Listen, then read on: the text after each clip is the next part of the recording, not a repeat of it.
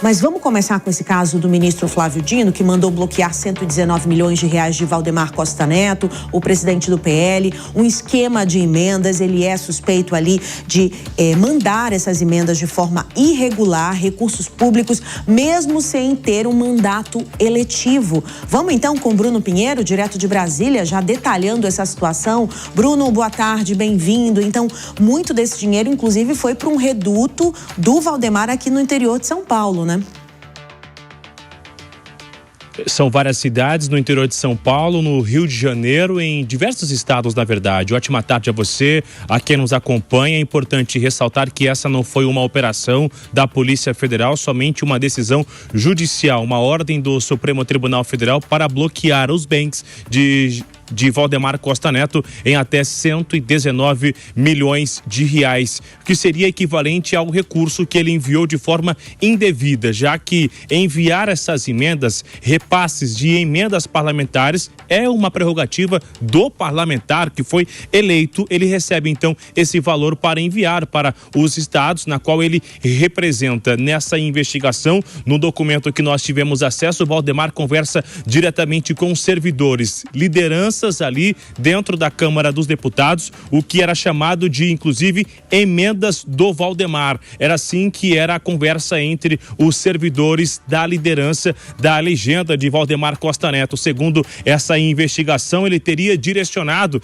21 emendas parlamentares. Ele repassava ali quais as cidades que ele queria que fossem repassadas. Inclusive, o interior de São Paulo, a cidade de Mogi das Cruzes, cidade de Valdemar Costa Neto, região eleitoral de Valdemar. Essa decisão cita essas cidades no interior de São Paulo. A maioria ficava em São Paulo e são emendas que foram repassadas em 2025. Além desse bloqueio milionário nas contas e nos bens de Valdemar Costa Neto, o ministro Flávio Dino, relator desta ação, ordenou que em 10 dias a Câmara dos Deputados possa repassar informações sobre essas emendas, como essas emendas foram liberadas, quem foi que assinou a decisão final sobre a liberação desses recursos. Essa não é a primeira vez que Valdemar sofre, então, uma decisão na justiça, porque lá após as eleições de 2022, quando ele também contestou o resultado eleitoral, a legenda, e não somente Valdemar,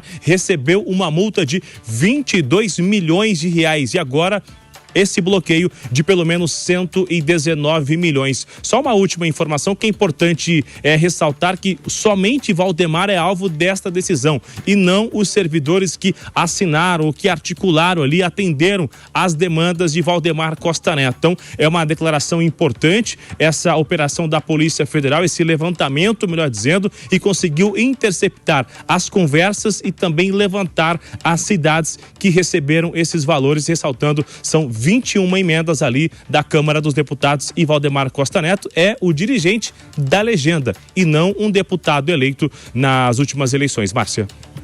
Bruno, perfeito. A gente vai continuar falando sobre esse tema. Inclusive, é um destaque também do nosso site, jovempan.com.br. A coluna do Bruno Pinheiro tem vários desdobramentos dessa investigação.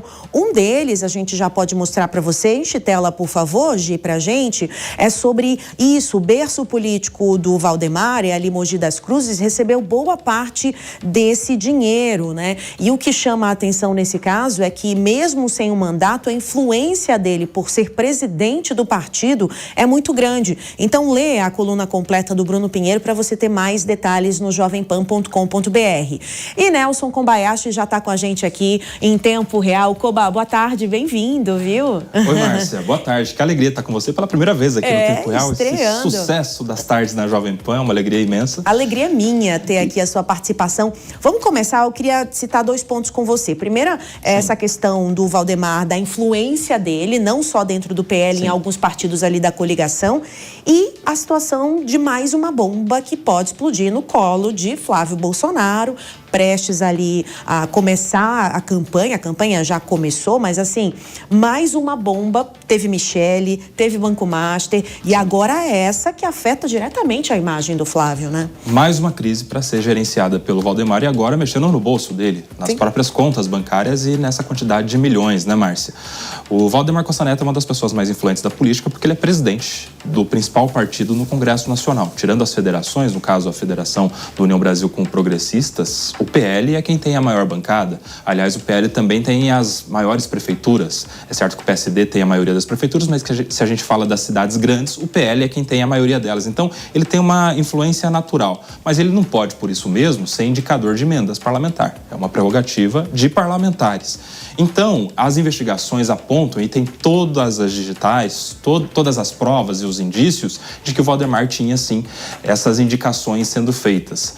Com planilhas, com conversas trocadas. Eu li uma decisão extensa do ministro Flávio Dino e, de fato, batom na cueca em relação a estas indicações. Só que isso não gera, no meu ponto de vista, Márcia, o dever de se bloquear essas contas. Por quê? Porque para a falta da competência de quem indica a emenda parlamentar, o resultado jurídico é a nulidade.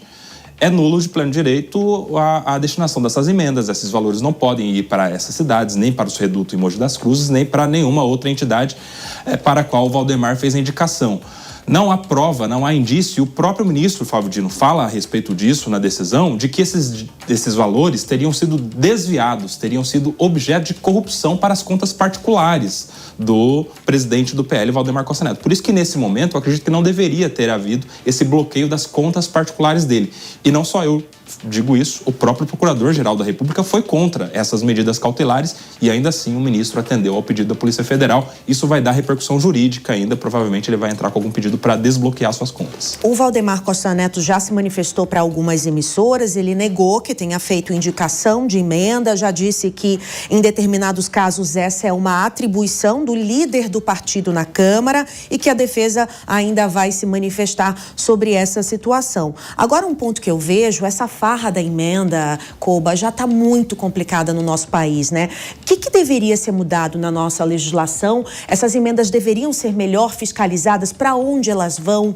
O que realmente é feito com elas a partir de agora? O que você acredita que deveria ser mudado para que a corrupção diminuísse nesse sentido? Tem 2 pontos aí, Márcia. A primeira delas é a rastreabilidade, como você está falando, né? A condição do poder público saber, de fato, se esse dinheiro foi destinado à sua finalidade, se foi utilizado de acordo com os parâmetros legais, se não houve superfaturamento, desvios, privilégios, enfim. Esse é um ponto que já consta de algumas decisões do ministro Flávio Dino. Aliás, já constava da ministra Rosa Weber lá atrás, quando esse processo chegou, ainda questionando as emendas na gestão do ex-presidente Jair Bolsonaro, né? O orçamento secreto, enfim.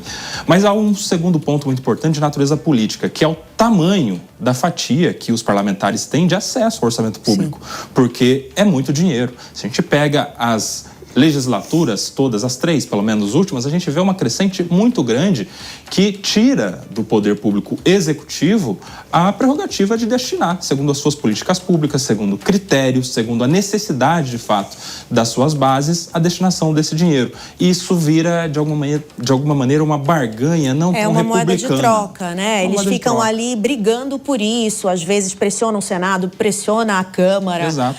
E isso vira o quê? O parlamentar vicia, né? Vicia no acesso a essas emendas, até porque se ele não tiver acesso à emenda, o parlamentar do lado vai ter e vai ganhar dele nas eleições. E o poder público, o poder executivo fica com uma faca no pescoço para aprovar suas pautas. A gente precisaria de uma reforma em relação a essas emendas.